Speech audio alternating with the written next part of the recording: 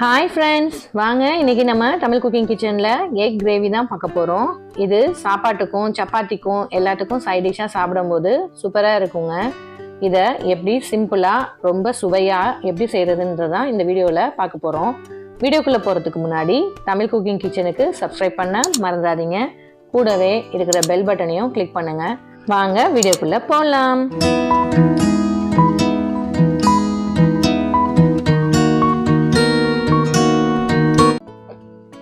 ஒரு கடாய் வச்சுக்கோங்க.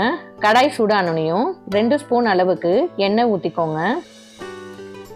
எண்ணெய் சூடானோனையும் சோம்பு 1 ஸ்பூன் போட்டுக்கோங்க. அது பொரிஞ்சோனையும் இஞ்சி பூண்டு பேஸ்ட் 1.5 ஸ்பூன் அளவுக்கு சேர்த்துக்கோங்க. ஒரு சின்ன சைஸ் தக்காளியை அரைச்சி அதையும் சேர்த்துக்கோங்க. நீங்கள் கட் பண்ணி கூட சேர்த்துக்கலாம். இது ரெண்டும் நல்லா வதக்குங்க. தேவையான அளவு உப்பும் சேர்த்துக்கோங்க.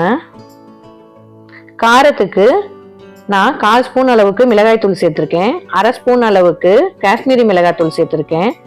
1/2 ஸ்பூன் அளவுக்கு மிளகுத்தூள் சேர்த்து இதையும் நல்லா கலந்து விடுங்க. காஷ்மீரி மிளகாய்த்தூளில் காரம் அந்த அளவுக்கு இருக்காது, ஒரு கலருக்காக தான் நான் சேர்த்துருக்கேன். இது நல்லா வதங்கி வரணும். ரொம்ப சிம்பிளாக ஈஸியாக செஞ்சு முடிச்சிடலாம். பாருங்கள், எண்ணெய் பிரிஞ்சு வந்துருச்சு. இப்போ இதில் 1/2 கப் அளவுக்கு தண்ணி விட்டுக்கோங்க. மசாலாவை நல்லா கொதிக்க விடுங்க. நல்லா அது வேகணும், பச்சை வாடையெல்லாம் போகிற அளவுக்கு. இப்போ மல்லித்தழை கொஞ்சோண்டு சேர்த்து அதையும் நல்லா கலந்து விடுங்க. இது நல்ல ருசியும் மணமும் கொடுக்கும்.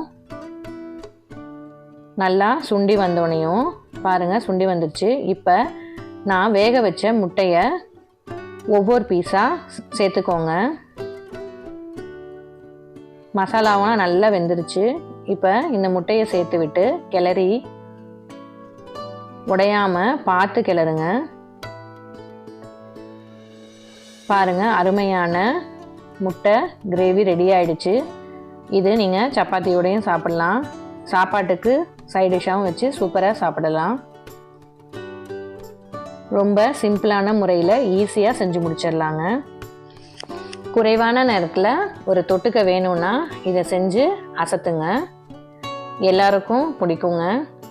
இதை நீங்களும் செஞ்சு பாருங்கள். உங்களுக்கு பிடிச்சிருந்துச்சுன்னா உங்கள் ஃப்ரெண்ட்ஸுங்களுக்கும் ஷேர் பண்ணுங்கள். இது எப்படி இருந்துச்சுன்னு கமெண்ட்டில் சொல்லுங்கள். தேங்க்யூ.